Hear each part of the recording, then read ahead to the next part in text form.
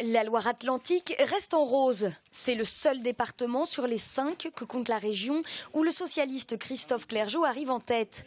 Mais d'une courte tête avec 30,64% des suffrages contre 29,37% pour la droite et près de 18% pour le Front National.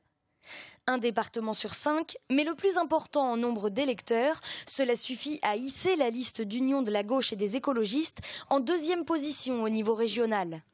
Elle recueille près de 26% des suffrages, faisant rebasculer en passant la ville de La Roche-sur-Yon, où Christophe Clergeau arrive en tête, tout comme dans 3 autres communes de Vendée. Mais au-delà du score de la liste à ce premier tour, les candidats socialistes se projettent déjà au second, où selon eux, les reports de voix peuvent être la clé de la victoire. On a en Pays de la Loire un total de la gauche qui est devant la droite républicaine.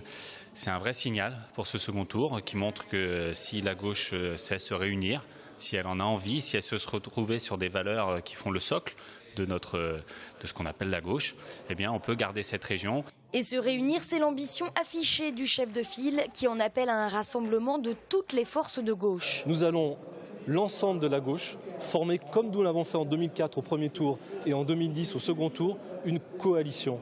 Des gens différents qui mettent leurs différences en commun pour faire un projet et pour gérer ensemble la région des Pays de la Loire. Ce dimanche soir, l'appel était donc lancé, notamment en direction des candidats Europe Écologie Les Verts, qui peuvent fusionner grâce à leurs 7,82%.